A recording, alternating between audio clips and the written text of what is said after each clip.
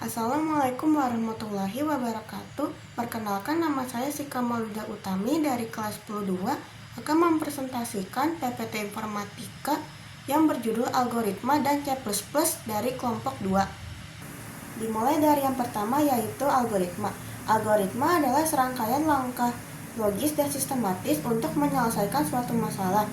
Fungsi dari algoritma adalah untuk membantu menyelesaikan masalah secara terstruktur dan menjadi dasar pembuatan program. Manfaat dari algoritma adalah untuk mengurangi kesalahan dalam pemrograman dan membuat program menjadi lebih efisien. Lalu yang kedua ada struktur dasar. Dimulai dari yang pertama adalah urutan atau sequence, yaitu instruksi yang dijalankan baris demi baris dari atas ke bawah secara berurutan. Lalu yang kedua ada percabangan atau selection, yaitu memilih jalur instruksi berdasarkan kondisi tertentu. Contohnya itu seperti ya atau tidak. Dan terakhir yang ketiga adalah perulangan atau looping, yaitu menjalankan blok instruksi yang sama berulang kali selama kondisi masih terpenuhi. Yang ketiga ada pemrograman C++. C++ adalah pemrograman hasil evolusi dari bahasa C yang dikembangkan oleh Bertrand Stroustrup. Arti dari C++ adalah mendukung pemrograman prosedural sekaligus OOP atau programming atau pemrograman berbasis objek. Kegunaan dari C++ adalah untuk membuat aplikasi dan untuk membuat software.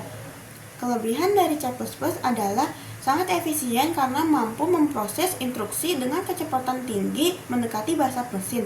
Namun, kekurangan dari C++ adalah kode yang cenderung lebih panjang dan sulit dipelajari oleh pemula dibanding bahasa modern lainnya.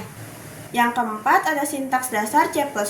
Dimulai dari urutan yang pertama ada stack include IOStream yang berguna untuk menjalankan perintah input dan output. Kedua ada using namespace std, yang berguna untuk memberi instruksi agar kita tidak perlu menulis awalan std pada setiap perintah. Yang ketiga ada inmain yang berguna untuk memulai menjalankan program. Yang keempat ada tutup kurang buka, yaitu tempat di mana seluruh kode program akan dieksekusi. Fungsi dari urutan sintaks dasar C++ ini agar program C++ dapat dikenali oleh kompiler dan dijalankan oleh komputer. Yang kelima ada tipe data, jenis data yang digunakan dalam program. Tipe data ini ada 7 jenis, yaitu yang pertama ada int untuk angka bulat, long untuk angka bulat, double untuk angka bulat, float untuk angka pecahan, char untuk satu huruf atau simbol, string untuk kumpulan huruf atau kalimat, dan yang terakhir boolean untuk nilai logika benar atau salah. Yang keenam itu ada input dan output. Input digunakan untuk memasukkan data ke dalam program, perintahnya itu count. Sedangkan output digunakan untuk menampilkan data ke layar, perintahnya itu syn.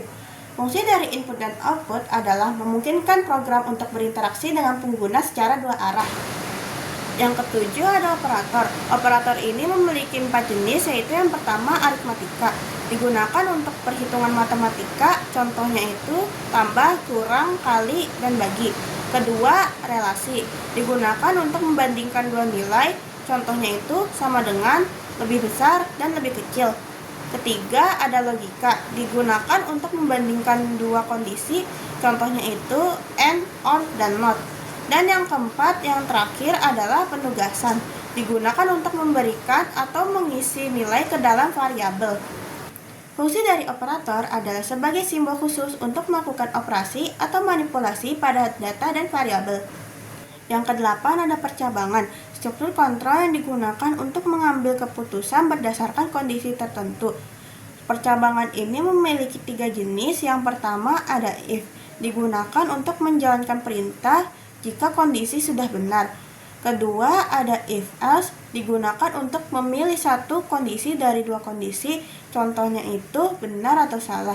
Dan yang terakhir, yang ketiga ada switch, digunakan untuk memilih satu kondisi dari banyak pilihan nilai. Dan juga fungsi percabangan adalah untuk mengatur alur program berdasarkan kondisi tertentu. Dan yang terakhir, yang kesembilan ada perulangan. Perulangan digunakan untuk menjalankan perintah secara berulang selama kondisi tertentu masih terpenuhi. Perulangan memiliki 3 jenis, yaitu yang pertama ada for. Digunakan jika jumlah pengulangan sudah diketahui secara pasti. Kedua, ada while. Mengulang selama kondisi benar, pengecekan dilakukan di awal. Ketiga, ada do while, menjalankan perintah minimal 1 kali, baru melakukan pengecekan kondisi.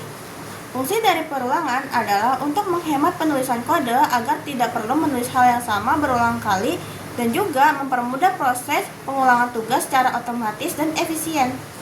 Itu saja, sekian presentasi dari saya, anggota dari kelompok 2. Wassalamualaikum warahmatullahi wabarakatuh.